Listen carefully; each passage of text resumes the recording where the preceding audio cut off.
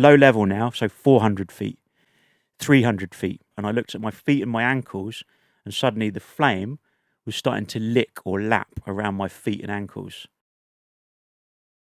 On August 2007, your life changed forever. What was the game plan on that flight? You mentioned it there. So I'd been up actually earlier in the day, and I'd flown from, let's just say, Aerodrome Alpha to Aerodrome B Bravo. Mm-hmm. And let's say the distance between the two local aerodromes is about 10 clicks or 10 kilometres over ground, okay, between these 2 points. So I'd made that flight, landed, turned around, come back. And in the afternoon, I got cleared to fly again. And this was 19th of August 2007. So for the record, there'd been a bit of a storm front over lunchtime. Some weather had come and gone, and skies were looking clear again. So it was what they call sort of, good weather, sort of Simpsons weather. Blue skies, bluebird sort of afternoon, clear blue skies, a few puffy clouds. Is that why they call it Simpsons weather? Yeah, of course. When the start of Simpsons, and you Yeah. say Simpsons, and see blue skies, Oh, puffy wow. clouds. Yeah. It's, Wow. it's on the start of it. I like that. And so it was one of those days. It was a cracking afternoon once the weather had cleared through, and I was feeling good about making that flight. And at this stage of the game, all I was doing was eat, sleep, fly, repeat. Mhm. That was pretty much the process of my day to day. But I was hour building, and my ultimate goal was actually to go on and consider taking it sort of forward for kind of commercial application. I was very interested in that sort of route. Mhm. However, what happened was I'd taken off, so I've already described that, and I'd gone up, and I'd ascended up into the pattern, and I was working at a pattern of between 1,000 and about 1,200 feet indicated on altimeter. So that's how I knew. And I'm in this pattern, and I'm overhead Aerodrome A Alpha. And as I'm overhead, I specifically remember a point during the various loops that I was doing in the pattern that I came downwind, and I made again on this one particular loop, I made a point of speaking to tower down below. So press the Pressel switch, update tower with my call sign and my location that I'm overhead downwind. I get an acknowledgement from tower below, and then I come crosswind to my left, so left-hand banking, and I'm still overhead in the pattern, yeah? Just to give the listeners that sort of point in the sky. Mhm.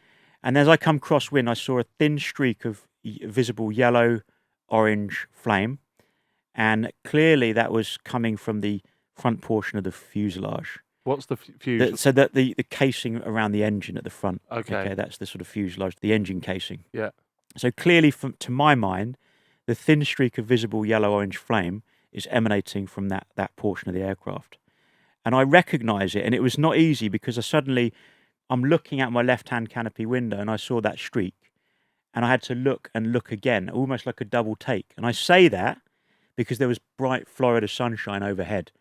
Now remember, this was about 12:30 hours midday. Right. And suddenly I'm thinking, Jesus Christ, is that what I think it is? And I look and look again. Yeah, it is. And it's flame. And it's for real. And as I make my final left-hand banking turn into wind now into wind, so meaning there's increased back pressure on the front of the aircraft because of the wind, turn into wind. And I'm on my final approach for the active runway, down below, but still in the distance.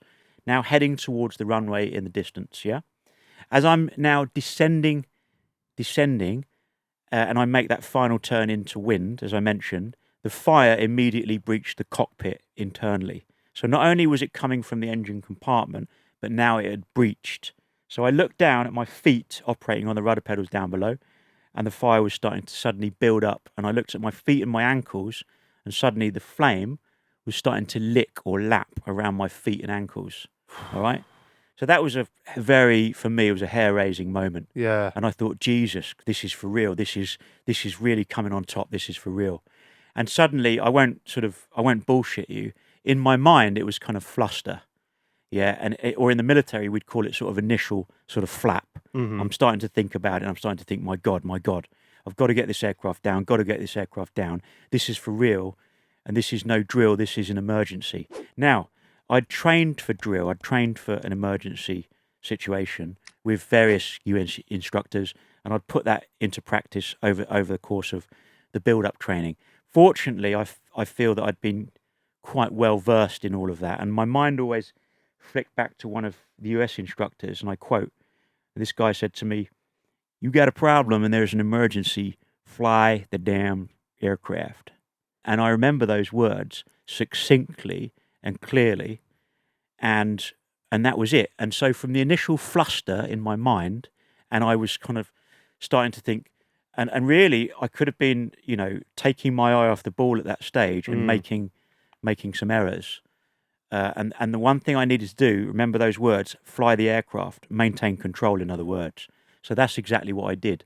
I kept left hand on the control stick, my right hand on the throttle. I carefully, obviously, controlled that power and started to really pull back and reduce that power. I veered gently away from the concrete runway in the distance.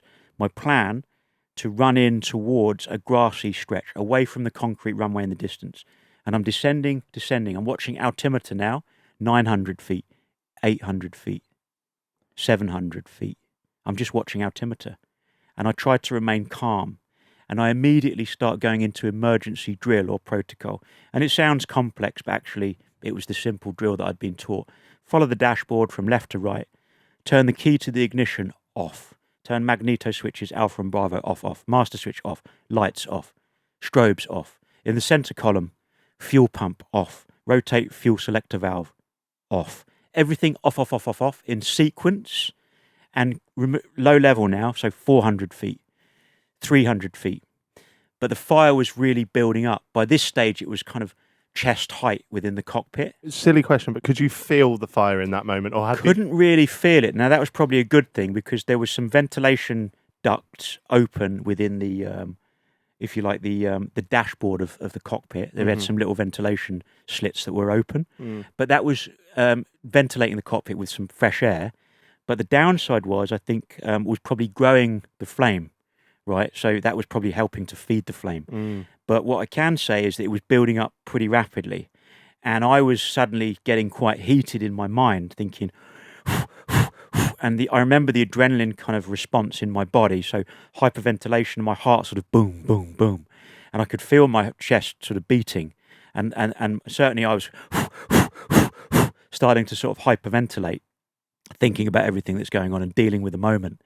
But I'm still sticking to the plan, running in towards the grassy embankment, watching altimeter, 400 feet, 300 feet. I removed my headset because probably a couple of 100 feet above the ground, I felt comms was futile.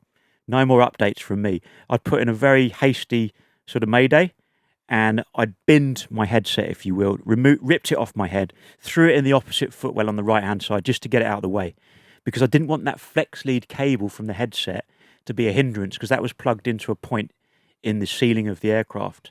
Okay, so binned the headset. I'd reached over to my left-hand position, unbuckled the left-hand canopy door. Okay, carefully unbuckled that. And then very low level, I'd unbuckled my three-point harness. So over the waist, over the shoulders, unbuckled that, wriggled out of it. So probably only 100 feet above the ground at this stage. And I'm watching, I'm looking forwards, looking left, looking right. I'm looking for hazards, looking for obstacles, looking for anything in my path that may be a problem. All the time I'm looking for a clear line of sight for the grassy sort of stretch that I'm heading towards. Very low level, 50 feet, 40 feet. I've scrubbed off as much airspeed as I dare. I've knocked off the throttle fully. I'm trying to flare the aircraft as much as I can, but conscious to push the nose forward again to keep the glide on and the airspeed at that last moment. And then very low level, 40 feet, 30 feet, 20 feet, thereabouts, I was like Jack Rabbit. I managed to clamber up onto the seat, through the now open door exit to my left, because the door opened to the vertical position, a bit like Lamborghini style. The door was open. So from the seat onto the left wing, and then I got my hands above my head in prayer position, and then I jumped. I took a giant leap from the back or the trailing edge of the left wing as I ran in at about 30 knots ground speed, and I was probably doing probably about 15 feet above the ground when I made that jump. So 15 feet above the ground, and I'm doing about 30 knots. Wow. And I made the jump, hands above my head, feet and knees together in the air. Bang. Hit the ground, feet first, but admitted like a sack of spuds here. Yeah. Yeah. Hard landing. And it was good old-fashioned sort of British Army parachute exit position, if you will, from the back of that left wing. So feet first, but then I thrust forward, smashed the ground with my face in a secondary impact. So what I can say is that I had inadvertently ruptured my colon, that's the large intestine, lacerated my liver. Okay, bilateral nasal fracture from that secondary impact, face to grass, supraorbital eye socket fractures above both eyes, and multiple soft tissue lacerations from the sharp Florida razor grass. My left index finger hyperextended and fractured because of awkward contact with the ground from the impact. My right clavicle fractured from the impact, from the kinetic force and the energy that I hit the ground. Bust a couple of ribs as well from the same kind of impact. And but that's not the worst of it. For the record and for the listeners, the life changer for me was the fact that I was 63%, little did I know, 3rd and 4th degree burns for the record, which meant, and 4th degree burns means it was down to the bone in my lower limbs where the shins were. And the reason for that is because that's where the fire built up in the cockpit. So that's where the fire was building for the longest period. And my lower limbs, in other words, were on fire for the longer period. If you like, the face got the lesser burn. And that's why I still look like, I guess, handsome Joe, sort of wink, wink. But or handsome scarred Joe, put a finer point on it. But yeah, my shins got mullered. And even to this day, I mean, I've got really bad burns to my shins, like really deep fascia burns. And the surgeons' testimony to this was they were forced to excavate. They did what they call fasciotomy, pretty much on my shin muscle. So you know that sort of footballer's kind of shin muscle? Yeah. In medical world, they called it tibialis anterior. They had to excavate that muscle group. So I got away with this, all of this, really, by the skin of my teeth. Wow. You just heard this noise come from a different part of the theatre. And I glanced down and said, I'm guessing that you're with him? And they said, yeah. So I'm guessing that's news to you. And they were like, yeah.